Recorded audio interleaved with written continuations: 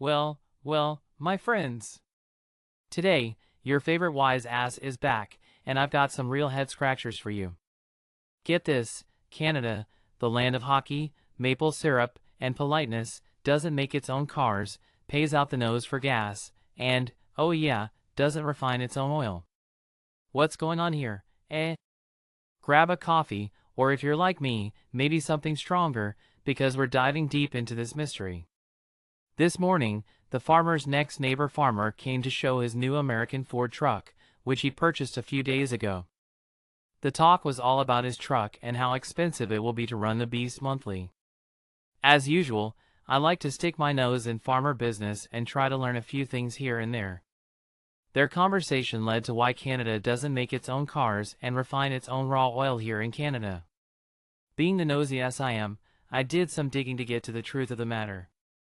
Here's what I found out using ChatGPT, my new friend from AI Planet. Why doesn't Canada make cars? Alright, let's start with the car thing. Back in the day, Canada actually made its own cars. Yup, we had brands like McLaughlin, which sounds more like your friendly neighborhood lumberjack than a car brand, but hey, it worked.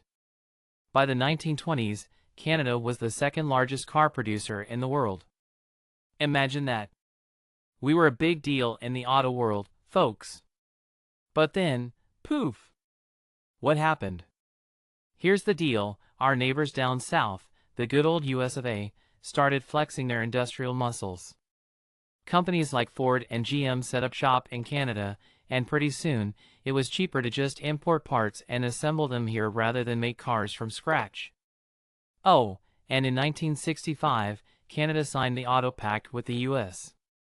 This was supposed to make things easier for Canadian car production, but really, it just turned us into Detroit's polite cousin who makes car parts instead of whole cars. Thanks, but no thanks, Autopact. So, now we make parts and assemble cars for American brands. Our dreams of a fully Canadian car? Left in the dust like a snowbank in spring. Why are gas prices so high? Now, let's talk about gas prices. Every time you fill up your tank, you feel like you should get a loyalty card or a loan.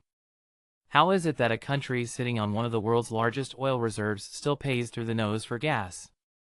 Well, my friends, here's the kicker, Canada's oil is mostly in Alberta, but the refineries? Oh, they're scattered, and many are outdated or too few in number. Plus, most of our oil is shipped out as raw crude to other countries. That's right, we export the oil, then import the refined stuff back.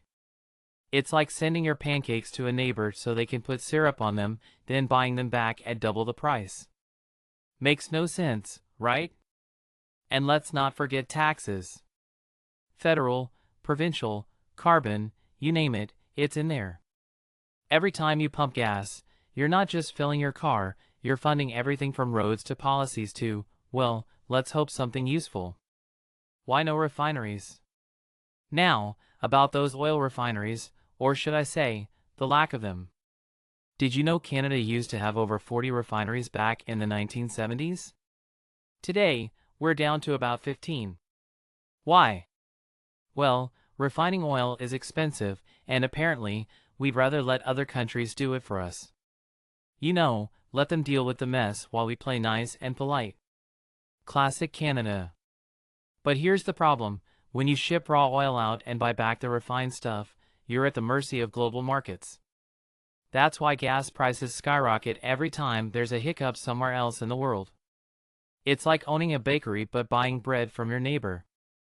Come on, Canada, we're better than this. So, there you have it, folks.